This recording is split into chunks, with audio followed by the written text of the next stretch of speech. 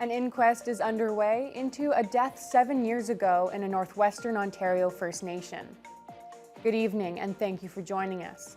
An inquest into the 2017 death of a 31-year-old woman from Kingfisher Lake First Nation began this morning in Thunder Bay. Nearly 20 members of Ruth Ann Queequish's family attended the first day of the proceedings, which are expected to last approximately 3 weeks. Joel Mendelson reports from the Ontario Government Building where the inquest is underway. Ruth Ann Queequish was a 31-year-old diabetes patient who passed away from health complications due to a lack of insulin, despite visiting the local nursing station multiple times in the hours and days leading to her death. This discretionary inquest is taking place at the request of her family to examine the circumstances surrounding Queequish's death and for the jury to possibly make recommendations to prevent similar deaths. Queequish's brother Jordan explains that the family does not want to assign blame, but rather to fix the system. We need to change how medical services are in the north. There's a lot of people that are hurting in the north, and I really hope there will be change in our communities. That's what I'm hoping for, and that's where our heart is at, is that other people don't have to suffer like the way my sister, what she went through. Among the issues with the system is the gap between federal and provincial jurisdictions. Nursing stations on reserves are run provincially, whereas the physician services are federal. Seeing as Kingfisher Lake has a population of approximately 600, they only receive the services of doctors 5 days per month, with 2 of the 5 being designated for travel. Kiwetanung MPP Saul Mamakwa is from Kingfisher Lake, and he says the nurses there need more support. Sometimes people call the nursing stations, Tylenol nursing stations, because the nurses are not given the tools and the training to be able to provide that good service, and we need to invest in those training and making sure that we have the better tools for the nurses that are up there because they work hard. That was Joel Mendelson reporting. 3 boaters are back home safe and sound after a frightening experience on Lake Superior yesterday. Scriber OPP Constable Matthew Foster says the boat ran aground in thick fog off an island near Rossport. Our Provincial Communications Center received an SOS message from a boater's iPhone saying that they were in distress and they had come aground somewhere, unsure where they were. Nipigon OPP quickly mobilized and launched their Marine unit. The Coast Guard also sent one of their vessels, and the Joint Rescue Command Center brought in a search plane to help find the damaged boat. It was successfully located on the south side of Simpson Island. The 3 stranded boaters sustained only minor injuries. The call came in at 10, and the boaters were returned uninjured, as I mentioned, to the Rossport Marina around 4 in the afternoon yesterday. We're extremely fortunate that there were no serious injuries as a result of this, and we're extremely thankful for all the support from the other agencies that we had. I can't speak to exactly how they came there. However, I can note that yesterday was extremely foggy near the lake, and as well as the winds were really high. So, although the rescue mission was successful, the attempt to bring the damaged boat back to the mainland was not. It wound up sinking not far from the rescue site. There was a serious collision involving a pedestrian in Thunder Bay this weekend. It happened just after 10 o'clock Saturday night at the Water and Pearl Street intersection. The male pedestrian was transported to hospital with serious injuries. The police traffic unit continues to investigate. Anyone with information or video footage of the collision area is being asked to come forward. Police and emergency crews responded to a scary crash north of Emo this weekend. The single vehicle collision happened on Friday evening on Highway 615 just east of Highway 71 to Nestor Falls. A fuel truck appears to have lost control and rolled over onto its side. Police, EMS, and fire crews from Chapel, Emo, La Valley, and La Valley attended. OPP say the driver was transported to hospital with minor injuries, and it appears the fuel tank didn't rupture. Ontario is expanding access to the RSV vaccine. The changes are meant to help protect young children and those who are pregnant. CTV's Pauline Chan brings us the details. Ontario now has 3 ways to help prevent you from getting RSV, or respiratory syncytial virus. Beyfortus is for infants, Abrisvo is for pregnant people between 32 and 36 weeks gestation, and Arexvy is for Canadians over 60 and now also for certain other vulnerable groups. Ontario has launched a program where young children who are going through RSV season in their first year of life or their first 8 months of life are eligible for a monoclonal antibody. That's different from a vaccine, which stimulates the body to produce antibodies. A monoclonal antibody provides the antibodies directly. The advantage in it is that young children, particularly infants, don't really respond to vaccinations well. And so 80 to 90% less RSV hospitalizations, intensive care stays. So really exciting. Abrisvo is a vaccine given to pregnant people so they can create antibodies to pass on to their baby. They saw 50, 60, 70% protection against severe RSV in those infants. Beyfortus and Abrisvo are now also covered in Ontario, and access to Arexvy, initially approved only for those over 60 and living in long-term care, has been expanded. People who are homeless, people who are organ transplant individuals, people on dialysis, and with other comorbidities. 69-year-old Nancy Williams knows the toll RSV can take on an older person's life. Wheezing, coughing, copious amounts of phlegm. But what many people don't realize is that time in bed, that time being sick, may also mean that you lose muscle mass, you lose mobility, and you lose stability. Williams recovered fully, but many don't. And while a pre-existing health condition means she's likely covered for the RSV vaccine, she encourages other seniors to consider getting the $230 shot, even if they don't fall under the provincial program. Pauline Chan, CTV News. Robinson Superior Treaty Area First Nations are now gearing up for another lengthy legal process after the Supreme Court's historic ruling last Friday. It found that Canada and Ontario owe nearly 150 years of back pay to the communities for failing to increase annuity payments. But it's unclear when that money will make it to the First Nations. Vasilios Bellos reports. A historic unanimous ruling from the Supreme Court of Canada is being celebrated by Northern Ontario First Nations, though there's still work ahead for the ones north of Lake Superior to receive that compensation. Friday's ruling found the Crown breached its treaty promise by not increasing annuity payments for Robinson Treaty Area First Nations, which have been set at $4 per person a year since 1875. The First Nations argue they're owed as much as $126 billion. We knew it was going to be a long, arduous legal process. Chief Wilfred King of Gull Bay says his community welcomed the news, but recognizes there's still work to be done to determine the final settlement number. There is a 6-month negotiation process, which has been articulated already by the other chiefs. It has to be an agreement, and all the lawyers and all the chiefs have to agree in terms of what would be the final settlement. And once that's all parties agree to the settlement, then we would then bring it to the membership for a ratification vote. All the communities involved have stressed collaboration moving forward being crucial before taking the next legal steps. King says he's ready to begin that work now that the Supreme Court has made its ruling. The report was a scathing report, and it was a condemnation on both crowns, the federal and the provincial crown, that they left the First Nations with an empty promise in terms of the treaty. We're quite fortunate that this matter has finally been resolved by the Supreme Court, and we look forward to a very positive outcome. Vasilios Bellos, TBT News. Red Lake OPP responded to an armed person who had barricaded themselves in a remote camp today. It happened this morning at Little Vermilion Lake. The area was cordoned off for a few hours during the police response. It has since reopened after one person was arrested for numerous firearm-related offenses. Members of the public are able to move freely throughout the area again, but the investigation continues. A gold mine in the Fort Frances area has reopened following a workplace fatality last Wednesday morning. 45-year-old Jeffrey Woolsey of Barwick died after being struck by material while working in the open pit at the New Gold Rainy River mine. The operation was shut down by the company for an internal probe, and the Ministry of Labor also investigated. No other equipment or site infrastructure was impacted in the fatal accident, and the mine reopened during the day shift on Saturday.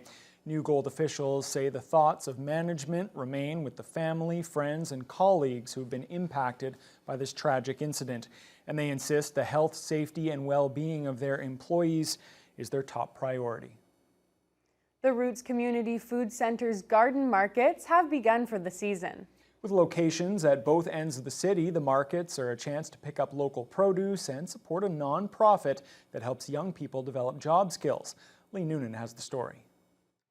Roots Community Food Center runs 2 urban farms in the city, one at Volunteer Pool and the other in the south end on Lily. As of now, the produce grown there can be bought at weekly markets. The markets run 10 to 3 on Wednesdays at Lily Street and Thursdays at Volunteer Pool. So we grow a variety of produce to introduce others to what we can grow in this area. So we grow a lot of our favorites: beets, carrots, potatoes, peas, beans, and then we use them, or we sell them at the farmers market here, or we use them in our kitchen, which will be used for the seniors' meals as well as through programs that we'll do in schools in the fall. Everything sold at the market is as local as it gets, either produced in the Roots kitchen or grown on site, and completely organic. Roots runs employment programs at both locations with young adults at Lily and high school students at Volunteer Pool. Every week we'll rotate who's doing what role, and so we have 3 on the market today. And while they're doing that, the rest of our crew is really busy in the fields. And so we have a crew designated for harvesting. And so a lot of the things that we sell today is literally being harvested right from the fields. And then there's another crew designated for washing. And then so it's literally like being harvested, washed, and then brought up here to be sold. Ashley Kakagamic and Asher Van Gore both say they're loving their summer jobs, getting to know kids from other schools and trying new things. A bunch of weeding. Yeah, a bunch of weeding, gardening, harvesting. Planting. Yeah, just a bunch of stuff. We watered, we cleaned up the community gardens. Unsurprisingly, handling the bunnies is one of the most popular tasks on the farm, so is helping out with beekeeping. Honey from the farm hives is available at the markets. Weeding and organic pest control, on the other hand, are less popular. Got a lot of potato beetles, but we hand pick those twice a week. The kids aren't a huge fan of that. Oh, don't even. Oh my God. Like every single day they just come and just like devour the plants. Devour them all. The market will be running here at Volunteer Pool until August 22nd over on Lily Street. The market runs until mid-September. Lee Noonan, TBT News. Area residents rocked out at Fort William First Nation on Saturday during a free 12-hour event. The Crossroad music concert was held on City Road to celebrate the grand opening, and it was all capped off with a major firework display on top of a Nemki Waju, also known as Mount McKay. Jessica Clement reports. Fort William First Nation was alive with music on Saturday as a concert event was held from 11 a.m. to 11 p.m. The show saw multiple acts and bands hit the stage in front of Crossroad music.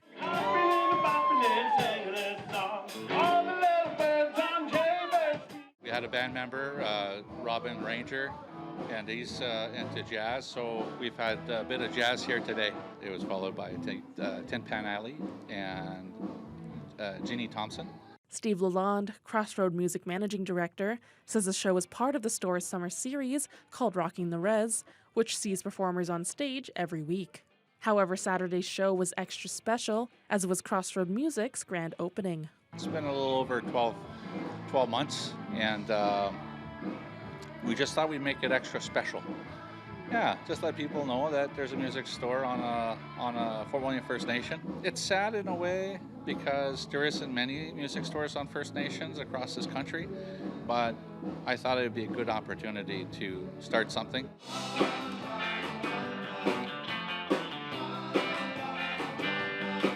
The final act of the day was the sensational Hot Rods. They got everyone up on their feet and brought some attendees back to a simpler time. I love the Hot Rods. I've been dancing to them for years. And at one point, I was dancing 5 days a week. So I love dancing. Rocking it all, bring me back alive. Fort William First Nation Chief Michelle Solomon was one of the hundreds of visitors throughout the day.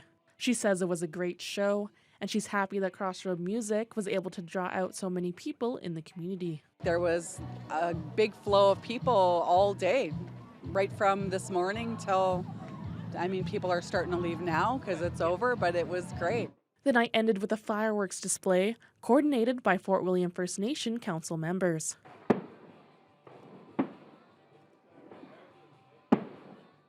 And attendees said it was the perfect ending to a perfect day. It's unbelievable. It was super, super beautiful. I've seen lots of fireworks, but never so nice. They were great. Very nice finish to the evening. The Rocking the Reds concert series continues next Saturday from 11 a.m. to 5 p.m. Jessica Clement, TBT News. Thousands made it out for the 9th annual Buskers Festival, which wrapped up Sunday following a very successful weekend of entertainment.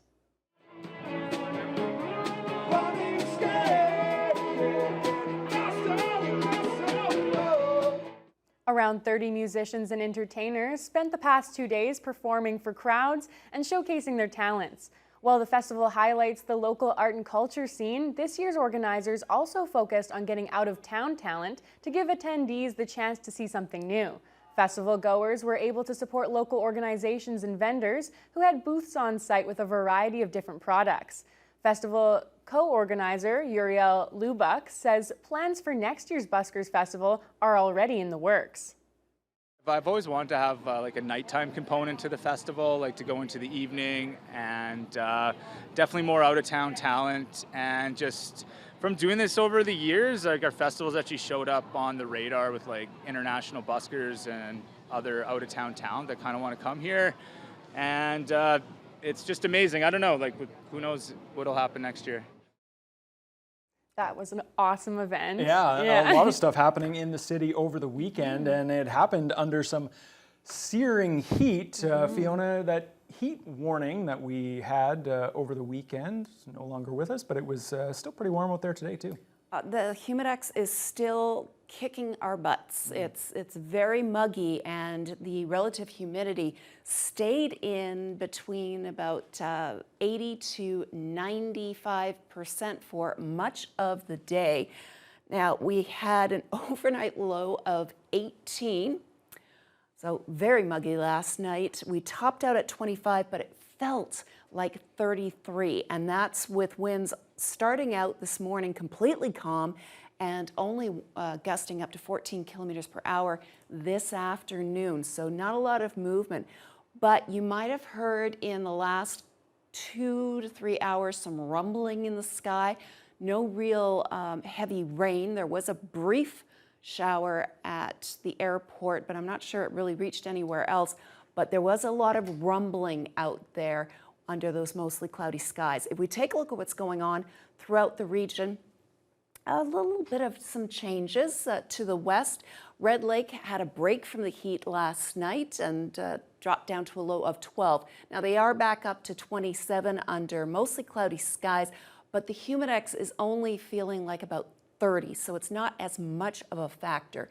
Down as you head into Kenora, Sioux Lookout, Dryden, Fort Francis, they're all at 26. The Humidex is again hovering around 31, but with lots of sunshine.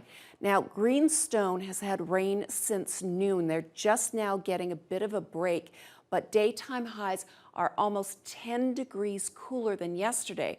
Unfortunately, it's still high relative humidity north of the lake and to the east. So the Humidex right now is still hovering around 28, 29 in this region, and Sault Ste. Marie just being pummeled with the Humidex values.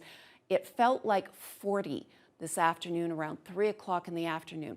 Here's the good news. They've had a couple of severe thunderstorms pop up, and that has brought the temperature down. It's currently at 25 and a Humidex of 35 at this hour. So little rain at this time of year is actually very good for cutting that humidity level. Here in the city of Thunder Bay, it's going to be another very mild night, a low of 17. There's a 60% chance that the rumbling you might have heard this afternoon may actually develop into a couple of showers, possibly a thunderstorm.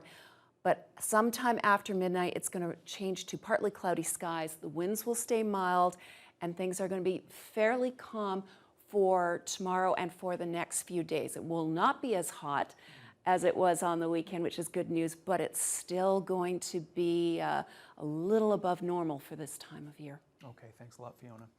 Well, of course, we have the heat here and out west that has translated, that heat has into a bad forest fire season once again. Of course, we know about the situation in Jasper, one of the nation's tourist spots. About 30% of the buildings in that community were destroyed by fire. There is some good news, however, as those fires are now out. We'll have the latest details on that when your Monday News Hour continues right after the break.